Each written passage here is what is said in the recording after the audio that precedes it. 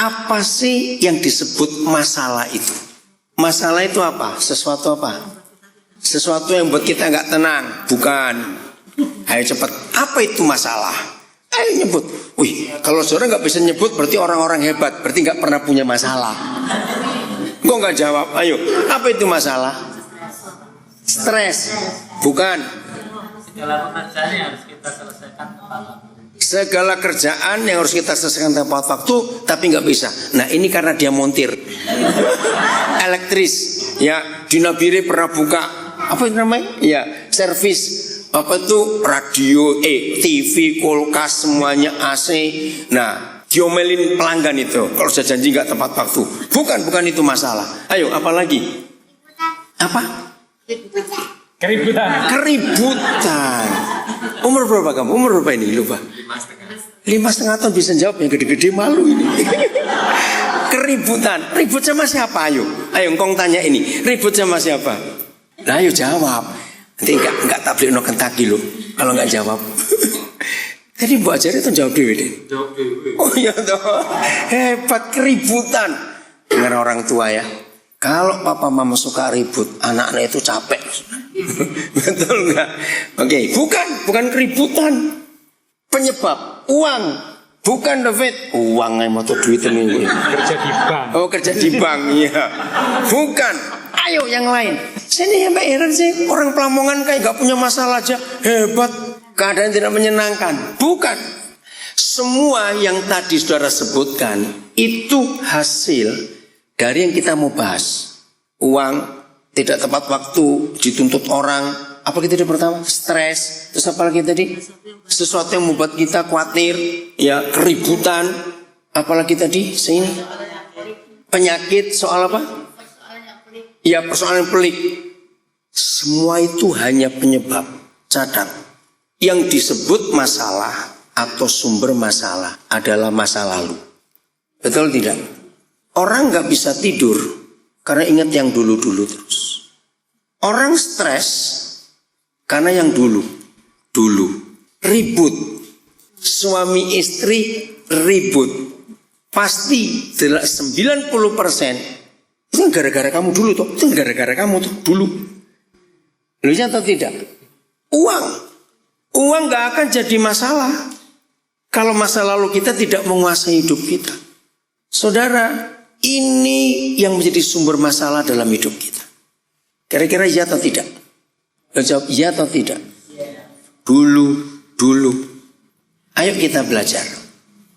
Sebaik apa yang dulu pernah kita alami, sejelek apa yang dulu pernah kita alami, itu sudah lewat atau masih ada?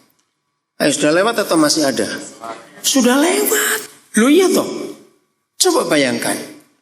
Ada nggak orang yang hidup gini? Misalnya ini tahun 74 pernah naik mobil dari Semarang misalnya ke Solo, terus kecelakaan. Maaf ini saya ngomongin jelek. Kecelakaan mobil, mungkin sampai Boyolali sana. Maaf, ada yang meninggal. Itu tahun 74.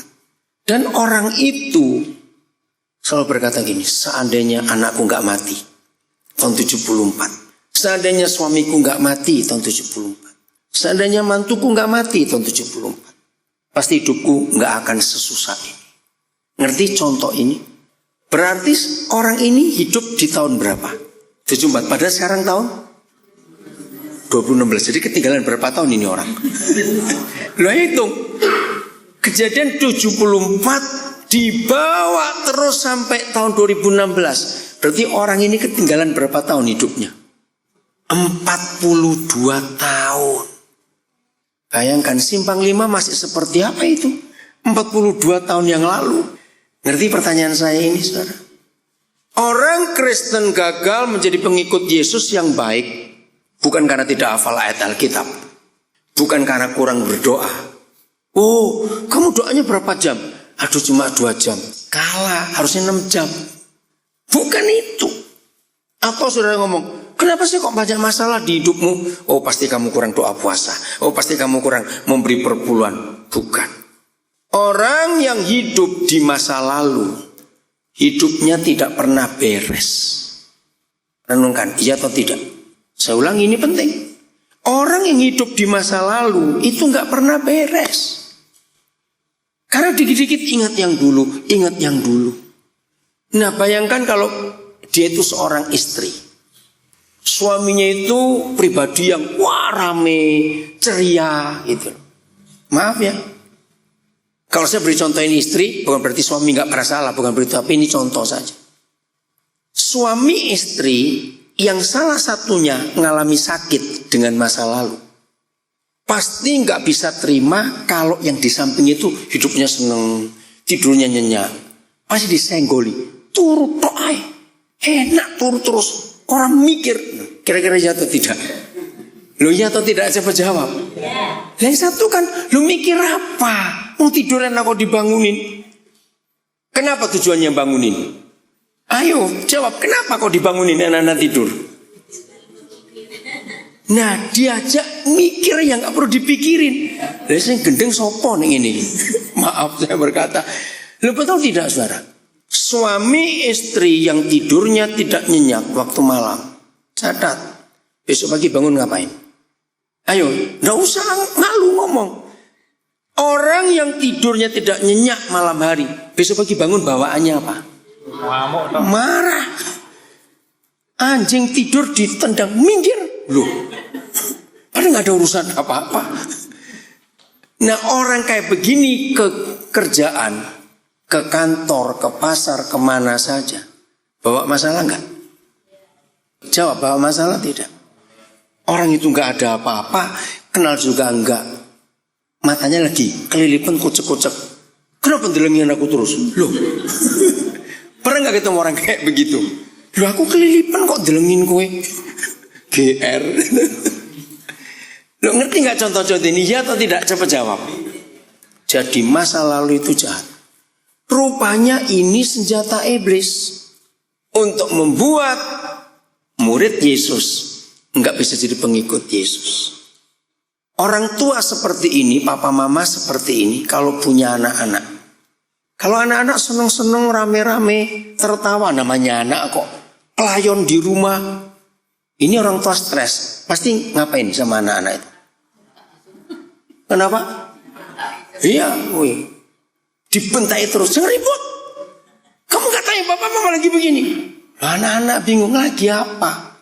Ya dulu. Nah, anak-anak aja omong dulu ngerti enggak? Dulu ada apa mah? Jawab ya atau tidak? Firman Tuhan pun sering lupa. Saya cuma tanya ya, jangan tersinggung. Saya kalau ngomong orang bicara itu sebagai kata firman supaya mudah dimengerti. Mana yang lebih gampang dihafal? Firman Tuhan atau firman mama mertua? Cepat jawab. Loh, saya nggak suruh tertawa, jawab. Firman Tuhan atau firman mama mertua lebih gampang dihafal? Ayo cepetan jawab. Ini kalau nggak duwe mertua kabeh ini. Ayo, nggak usah jawab. Pin, mana Pipin tadi? Pipin di mana? Oh, dengar nggak tadi calonmu ngomong apa? Dia bilang belum punya mertua. Lapor papa mamamu ya Pin. Ayo jawab. Firman Tuhan atau firman mama mertua lebih gampang dihafal? Lah ya. Coba kalau saya tanya, saudara-saudara, apa khotbah minggu 2 minggu yang lalu? Lali. Enggak cuma lali, terus garuk-garuk. Apa ya? Tapi omongan mama mertua 20 tahun lalu masih ingat sampai hari ini. Dan celakanya mama mertua sudah mati 14 tahun yang lalu. Ngerti contoh ini? Kenapa firman Tuhan lebih sulit dan lebih mudah dilupakan? Karena banyak pengaruh masa lalu yang masih kita simpan. Jadi jangan anggap enteng masa lalu. Maaf ini, yang tua-tua saya ngomong jangan tersinggung. Siapa pernah bawa orang tua ke dokter? Sampai dokter bingung. Ini loh sakit dok, sini sakit dok. Ini loh sakit dok di dada. Ini loh sakit dok. Biasanya orang tua yang ke dokter kayak begini nih, dikasih obatnya apa? Vitamin. Supaya lego diminum itu. Padahal gak ada efeknya apa-apa. Tapi orang tua ini begitu dapat obat dokter, aduh seneng. Padahal apa vitamin. Kadang-kadang permen anak kecil dikasih bulat-bulat itu loh. Ngerti ilustrasi ini ya saudara? Nah, kenapa Kenapa ada orang-orang tua seperti itu susah tidur? Karena ingat yang dulu, ingat yang dulu. Siapa percaya kebenaran ini? Dengar baik-baik. Orang gila itu sehatnya luar biasa. Lu jawab, iya atau tidak? Orang gila itu sehat, saudara. Saya pernah ngetes. Waktu saya masih SD di Surabaya ada orang gila. Sampai SMA saya sudah keluar, balik lagi, masih ada itu orang. Sehat. Tidurnya sembarangan. Mangannya sembarangan. Lu jawab iya atau tidak? Kenapa ya orang gila sehat? Bukan gak mikir, gak punya masa lalu. Tapi bukan berarti gila dulu baru sehat, jangan. Tapi serius saudara, masa lalu itu jahat sekali. Katakan amin. Maka itu jangan ngomong yang dulu-dulu lagi. Ayo saya ajak mikir. Namanya hidup, itu kan digambarkan seperti perjalanan, bukan? Lu ya atau tidak? Namanya hidup kan berjalan toh? Oke. Nah orang berjalan itu maju atau mundur? Tenane. Sungguh. Karena faktanya banyak yang jalan mundur. Nah ini Pak Edo bilang kodok itu tidak bisa mundur ternyata. Undur-undur yang bisa mundur. Nah kalau hidup ini harus maju. Kalau mandek namanya apa? Ada nggak orang hidup berhenti? Stop. Mati. Tapi orang hidup yang disetir, dikuasai, dikendalikan oleh masa lalu, dia itu mundur atau maju perjalanannya? Mundur. Karena dulu seandainya bahasa Jawanya apa ya? Saumpama, iya. Kalau ada orang yang tiap kali ngomong seandainya, berarti orang itu hidup di masa lalu, nggak bisa maju. Nah Tuhan marah dengan anak-anaknya yang hidupnya di masa lalu. Kenapa marah? Karena merusak semua kebenaran yang Tuhan sediakan. Saya tanya, siapa masih ingat Yusuf sebelum jadi raja, orang nomor 2 dari Firaun, hidupnya pahit atau manis? Sangat pahit. Pertama, kakak-kakaknya memfitnah dan menjual dia. Maaf ya saudara, segoblok-gobloknya orang goblok, kalau dijual itu sakit gak? Kayak ayam aja, kayak kambing kamu jual. Ingat Yusuf dijual. Harusnya sakit hati gak? Ayo sakit hati gak? Sakit. Sudah dijual, disebutkan mati pak, mati anakmu ini. Ini loh bajunya. Masih ingat ada darah? Lah zaman itu kan belum ada polisi untuk ngetes ini darah sopo. Itu gak ada zaman dulu. Yakub percaya nggak kalau ini darah anaknya yang dia sayang? Percaya. Sudah dijual, dianggap mati, jadi budak. Sakit nggak hidup seperti itu. Bayangkan kalau Yusuf hidup dengan masa lalu, dia bisa jadi raja nggak? Bisa jadi raja nggak? Kenapa tidak? Tidak mengalami proses, bukan. Bagaimana mau jadi raja kalau hatinya benci pada semua orang? Raja apa ini? Gak bisa. Enak sebentar.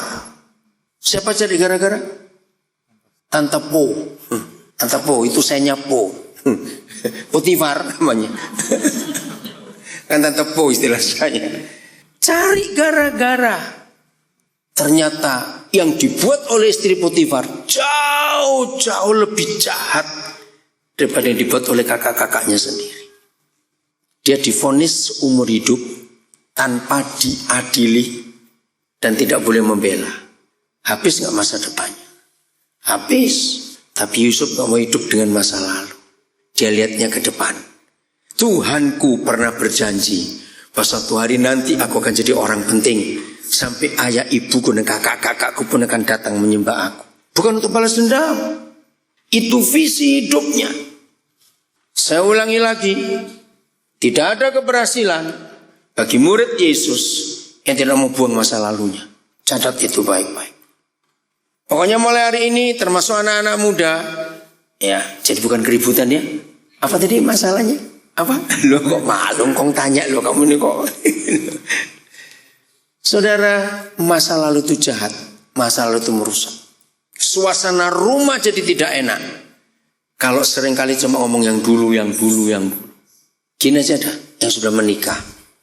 Walaupun alasannya sebagus apa, dengar, maka itu jangan ini terjadi. Kalau kita sudah menikah, tiba-tiba salah satu di antara kita sebagai suami istri itu ngomongin pacar dulu. Walaupun alasannya itu, ini bagus kok, bukan untuk apa-apa. Ayo, sakit yang di sebelah ini? Dia jawab, sakit tidak? Sakit. Walaupun, lo ini bagus, bukan ingat-ingat yang dulu. Jadi ngapain kamu nyebut pacarmu yang dulu? Ayo. Setan bekerja dengan masa lalu. Ini yang kita harus jaga. Oke, siapa pernah mikir, kenapa kok Maria yang dipilih? Melahirkan siapa? Yesus. Yesus itu siapa? Firman. Kenapa Maria? Saya tanya. Zaman itu, bukan zaman sekarang, beda. Zaman itu, gadis itu banyak atau sedikit? Ayo, zaman itu, zaman Maria itu loh. Gadis itu banyak atau sedikit? Wakeh, orang Jawa bilang. Banyak. Enggak sedikit.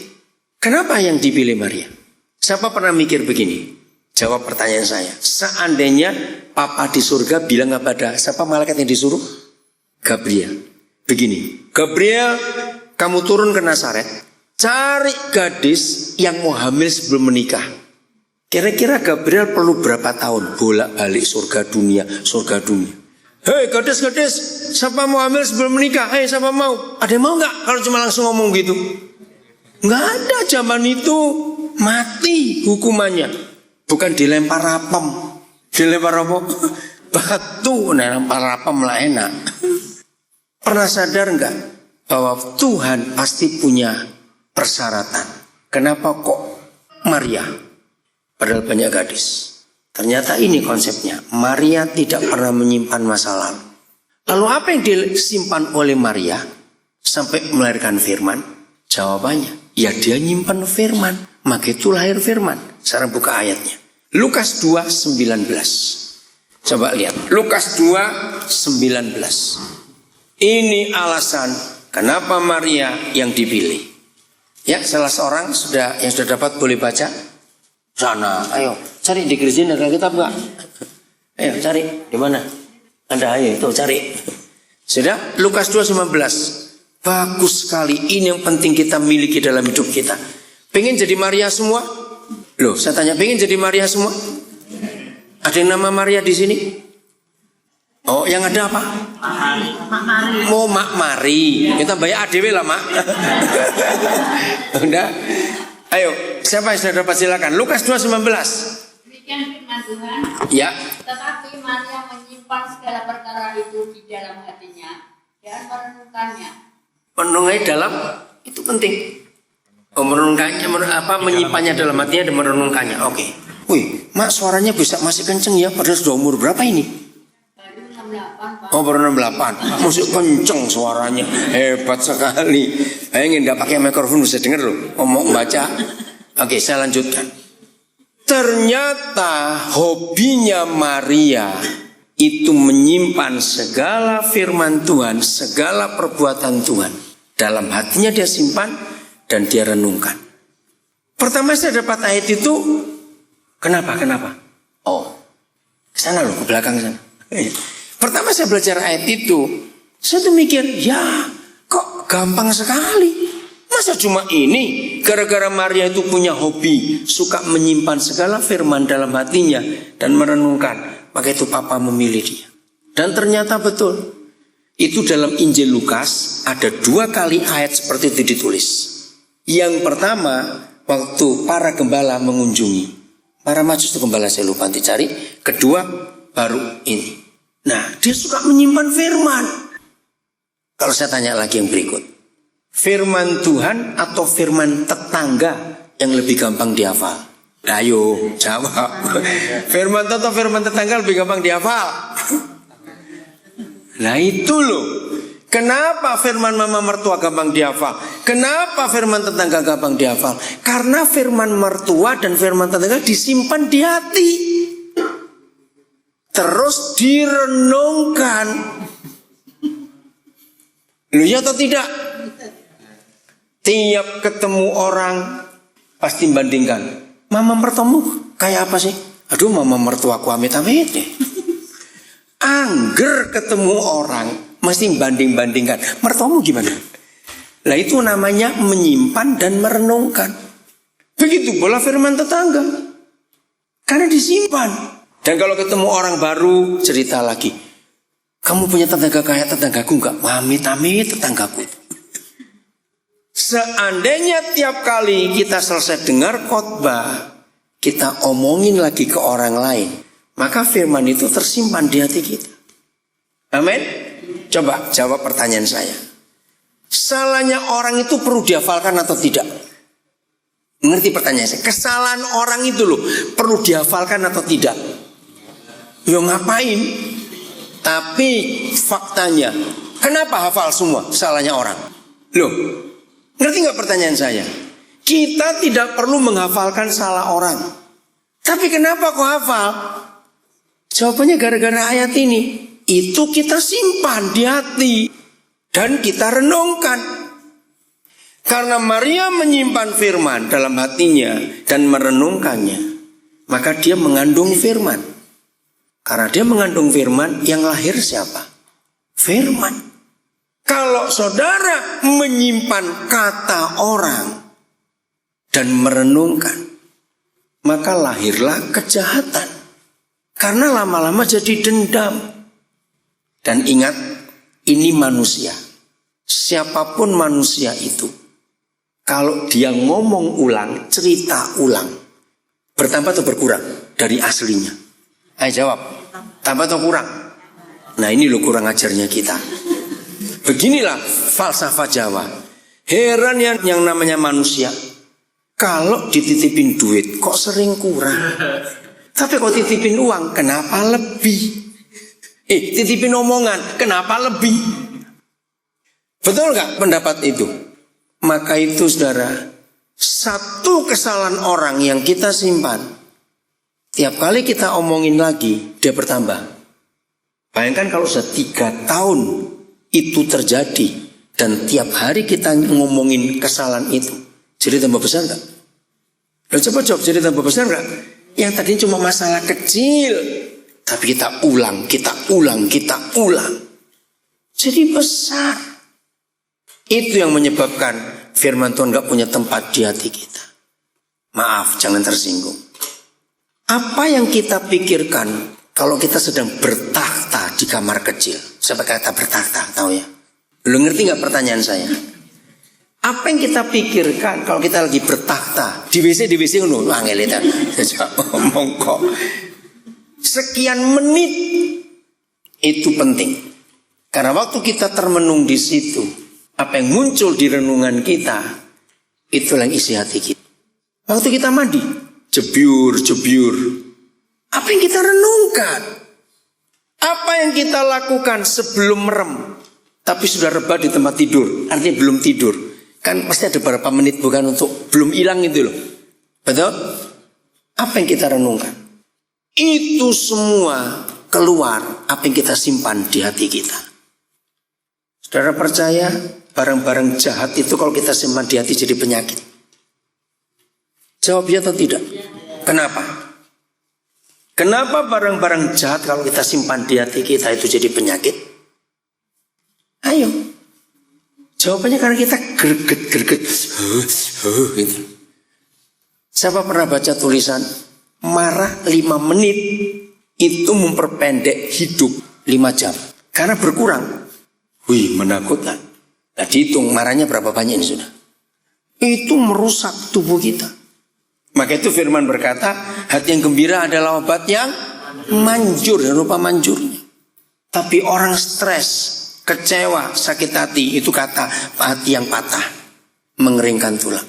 Kalau saudara punya Alkitab bahasa Jawa, bagus bunyinya.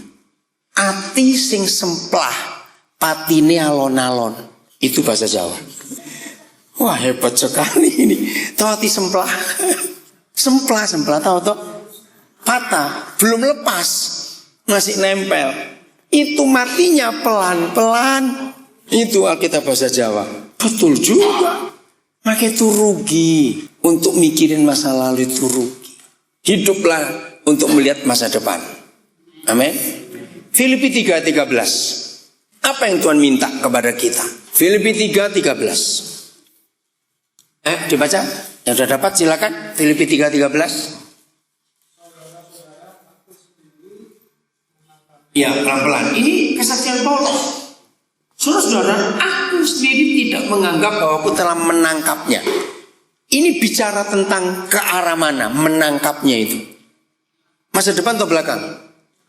Ayo, bicara ke depan atau ke belakang? Saudara-saudara, aku sendiri belum menganggap aku telah menangkapnya. Itu ke depan atau ke belakang?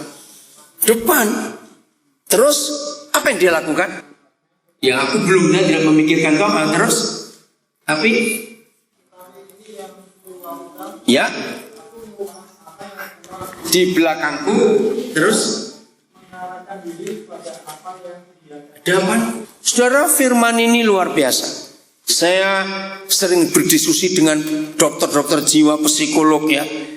Semua psikolog selalu berkata, maka itu saya bisa tahu konsep ini tadi.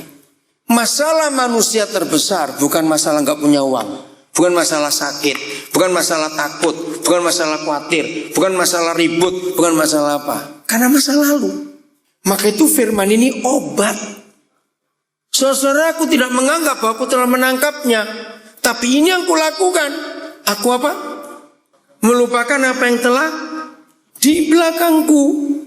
Dan mengarahkan diri, baca, mengarahkan diri ke hadapanku untuk meraih itu.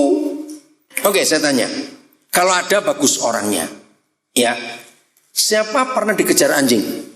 Atau dikejar angsa? Kamu pernah? Terus anjingnya kamu apain? Yang lari anjingnya atau adik? Oh ya, dikejar anjing di mana? Waktu itu di mana? Dongkong tanya ini loh. Oh, nangis. Gini pertanyaannya. Walaupun kita dikejar anjing, dengar baik-baik. Kita harus noleh ke anjingnya atau noleh ke depan? Ayo jawab. Apa yang terjadi kalau orang dikejar anjing noleh ke anjingnya? Lah ayo jawab. Buah beras kabeh apa? Dicakar. Oh iya. Walaupun dikejar anjing, jangan noleh ke anjingnya. Tetap ke depan. Lihat atau tidak? Maka itu saya ulangi lagi, kegagalan menjadi murid Yesus bukan karena kita kurang memberi persembahan, karena kurang berdoa, kurang hafal Alkitab. Tidak. Karena apa tadi? Masa lalu. Nggak mau dilepas. Percayalah, siapa yang sekian tahun ini sulit tidur, kalau hari ini firman Tuhan saudara lakukan, langsung bleksek istilahnya. Tahu kata bleksek? Orang Jawa Timur ini, kalau Jawa Tengah bilang apa itu? Sama ya. Artinya begitu kena bantal langsung hilang. Kan nggak mikir macam-macam. Jadi sebelum tidur nggak kedip-kedip dulu sampai pagi ya, nggak tidur-tidur. Lukas 14:33. Lukas 14:33. Ini firman yang tegas sekali. Ayo, yang lain gantian baca. Lukas 14:33. Ya, ayo silakan. Ayo, siapa saja boleh. Ya. Ketiga. Demikian pula lah tiap-tiap orang di antara kamu yang tidak melepaskan dirinya dari segala miliknya tidak dapat menjadi muridku. Kalau saudara sudah baca ayat ini, tidak dapat menjadi murid Yesus bukan karena kurang lama kalau berdoa, bukan karena tidak hafal ayat Alkitab, bukan karena kurang doa puasa, bukan karena kurang perpuluhan dan persembahan, bukan. Satu, bukan dua, bukan tiga, satu. Yang tidak dapat apa? Melepaskan dirinya dari dari segala miliknya. Termasuk masa lalu itu milik. Khawatir soal uang, khawatir masa depan, itu milik. Dan kita harus melepaskan diri. Kalau tidak, kita nggak akan jadi murid Yesus, saudara. Dan itu mengerikan sekali. Tidak dapat loh. Bukan mudah-mudahan. Nah, pertanyaan saya, setelah kita baca ayat ini, kalau gitu, baik pendeta, penginjil, hamba Tuhan, pengerja, orang Kristen, sedikit atau banyak yang bisa jadi murid Yesus setelah kita baca ayat ini? Sedikit atau banyak? Sedikit. Orang Jawa punya kata kemilian. Tahu kata itu? Itu bahasa Indonesia gak sulit ya. Obsesi mungkin gitu ya. Ya, merasa ini punyaku, ini punyaku, ini punyaku. Catat ya saudara, orang yang kemilikan selalu merasa ini punyaku, punyaku. Dia itu orang yang susah tidur. Betul atau tidak? Contoh, orang kaya tidur, orang miskin tidur. Ketika mereka tidur tengah malam, tiba-tiba dengar pintu dibuka. Padahal tahu nggak ada keluarganya yang bangun. Siapa yang tetap tidur, siapa yang bangun? Antara kaya dan miskin ini. Coba jawab. Ayo, yang bangun jumbilat itu kaget itu yang mana? Loh, kenapa yang kaya kok kaget terus bangun? Nah, yang miskin gimana? Ngerti ilustrasi ini? Maka itu murid Yesus tidak boleh kemilian. Harus semuanya milik Tuhan Yesus. Termasuk masa lalu. Oke, kembali ke Maria, Lukas 2 tadi. Saya gambarkan, hati kita itu seperti almari, lemari, tahu ya? Betul tidak? Loh, saya tanya, iya atau tidak? Oke, ini pertanyaan penting. Pulang dari acara komsel ini, masing-masing saudara harus bongkar lemari. Isinya apa wae? Betul? Baik lemari beneran, entah dari kayu, entah dari besi, entah dari aluminium, entah plastik, juga lemari hati. Siapa pernah ketemu ada orang almarinya banyak sekali, isinya juga banyak sekali, tapi nggak dipakai isinya itu.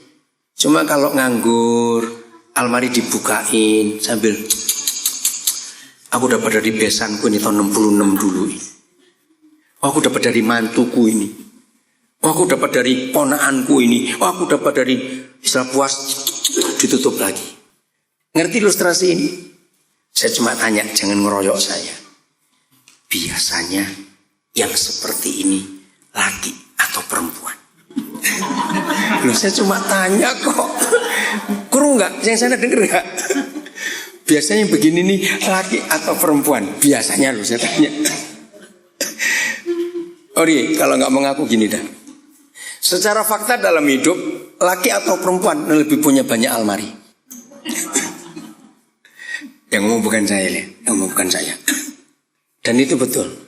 Perempuan lebih banyak punya almari daripada laki-laki. Walaupun ada satu dua laki-laki itu lamarinya banyak, itu ada. Tapi jarang. Siapa yang sering tiap kali mau tidur mesti nangis dulu baru bisa tidur? Lu ada loh orang kayak gitu, pernah tahu nggak? Nah, biasanya orang yang seperti itu simpenan masa lalunya banyak. Jadi sebelum nangis dia tuh susah tidur. Kalau sudah nangis baru bisa tidur. Itu namanya orang sakit jiwa, bukan gila. Nah, untuk membuat dia nangis gampang, sambil meluk bantal. Terus ingat tahun 63, tahun 74, tahun 82. Aduh, dikeluarin semua simpenannya itu. Terus sambil nggak ada apa-apa itu. Terus baru aduh capek tidur. Pernah nggak dengar orang ngalami seperti itu? Nah, ini bahaya sekali.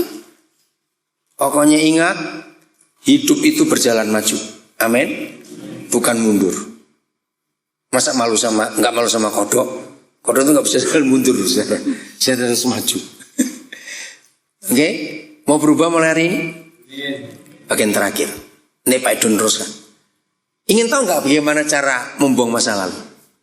Loh, kalau nggak mau tuh saya nggak ngomong, sayang firmannya dong.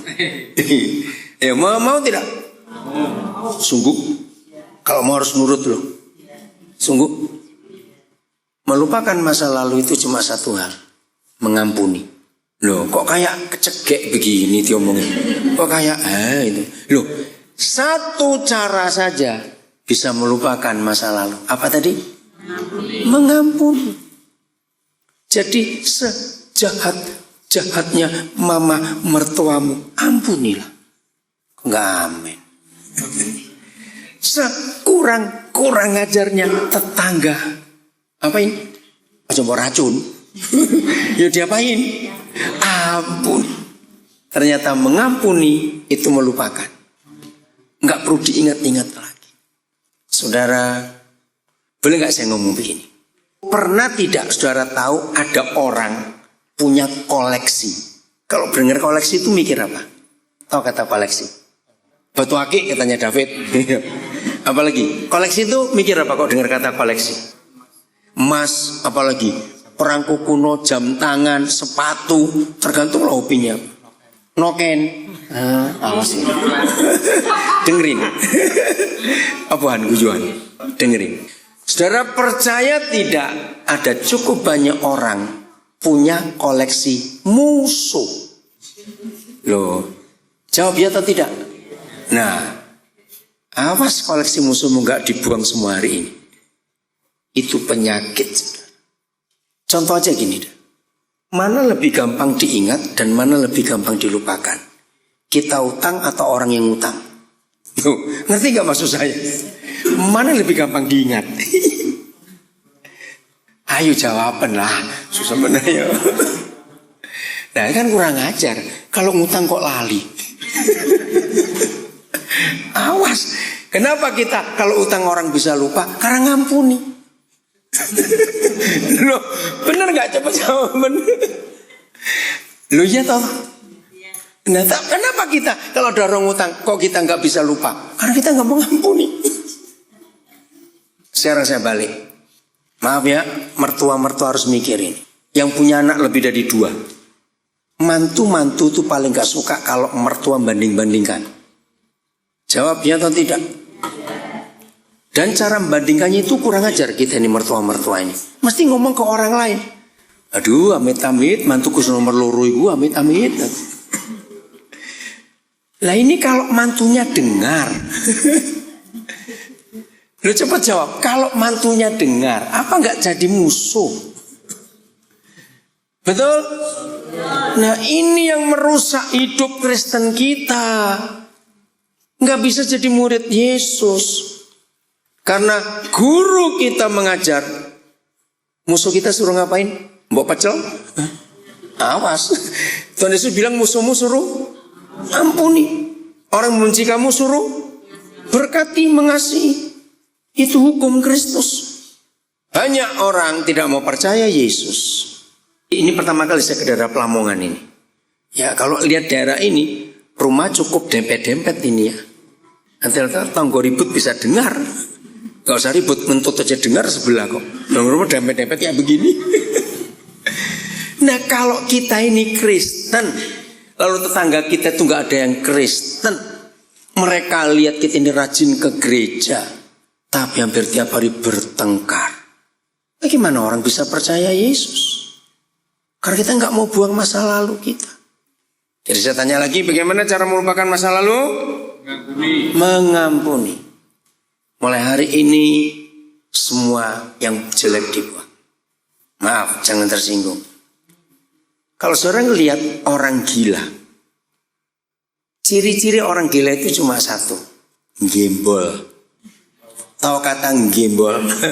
Apa bahasa Jawa Indonesia ini ya? Susah ini gembol ini. Ngantong ini ya pokoknya bawa banyak sekali kerintilannya itu loh gembol. Apa? Bontot. Oke, maaf ya, maaf. Yang disimpan orang gila itu penting atau enggak sebetulnya? Sampah. Nah, itu yang saya mau tanya. Sampah. Nah, sampah itu hari ini atau masa lalu? Kalau hari ini nggak bisa disebut sampah, masih kita apa? Maaf. Jadi murid Yesus yang suka gembolin masa lalu. Terus ke Dewi, wong apa itu? Lah ya itu. Ya tante-tante jangan kenceng-kenceng. Berbahagialah kita seperti Maria kalau yang kita simpan itu firman Tuhan. Maka Maria menyimpan segala perkara itu di hatinya dan merenungkannya. Maka lahirlah Yesus. Kalau semua kita bisa melahirkan Yesus, maka orang-orang di sekitar kita pun akan percaya Yesus. Karena lihat hidup Yesus nyata dalam hidup kita. Mengampuni itu susah atau mudah? Ada yang jujur susah katanya. Mudah. Kok susah? Kalau saudara berkata mengampuni susah, berarti saudara belum murid Yesus. Kenapa kita susah ngampuni? Cuma 2 kok jawab alasannya. 1, nggak mau rugi. 2, karena sombong. Wis menurut. Selama kita nggak bisa ngampuni, karena kita nggak mau rugi. Kok enak? Aku sudah nulungin kamu gitu banyak. Kok enak? Lah nggak mau rugi toh. Maka kita dendam. Kedua, karena sombong. Aku nggak salah. Aku nggak salah. Yang salah dia kok. Maka orang yang tidak mau rugi dan sombong, dia sulit mengampuni. Siapa bilang begini? Koden, orang Malaysia koden. Saya tuh nggak pernah benci loh, cuma malas ketemu. Podo goblok.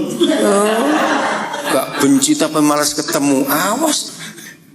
Ayo, siapa yang kelihatan orang itu masih 100 meter terus melengos, belok. Awas. Mengampuni itu harus menerima. Amin. Karena kita nggak akan jadi murid Yesus. Mau berubah mulai hari ini? Ya harus. Kalau enggak ya gendeng sudah. Kalau kita gemboli apa-apa itu maaf jangan marah. Dan hidup ini enggak akan sehat. Kalau kita hatinya bersih, jernih, maka kita pasti sehat. Orang yang menyimpan masa lalu hatinya bersih atau kotor? Pasti kotor. Ayat terakhir. Mazmur 73 ayat 1. Ayo. Kalau saudara merasa selama ini, kok Tuhan tuh gak baik dengan aku ya? Kenapa kok Tuhan baik dengan tetanggaku? Kok Tuhan baik dengan orang itu? Kok dengan aku gak baik ya Tuhan? Ini jawabannya. Kenapa Tuhan gak bisa baik dengan kita? Mazmur 73 ayat 1. Lebih baik kita baca bareng-bareng ya. Mazmur 73 ayat 1. Sudah? 1, 2, 3. Sesungguhnya Tuhan itu baik bagi mereka yang tulus hatinya dan yang bersih hatinya. Saudara, ternyata Tuhan itu nggak bisa baik kepada semua pendeta, kepada semua hamba Tuhan, kepada semua orang Kristen. Dia hanya baik kepada yang bersih dan murni hatinya. Maka itu kalau masih ada kotoran, jengkel, dendam, masa lalu, hati kita kotor, Tuhan bisa baik gak? Enggak bisa. Maka itu jaga hati kita. Tuhan memberkati kita semua.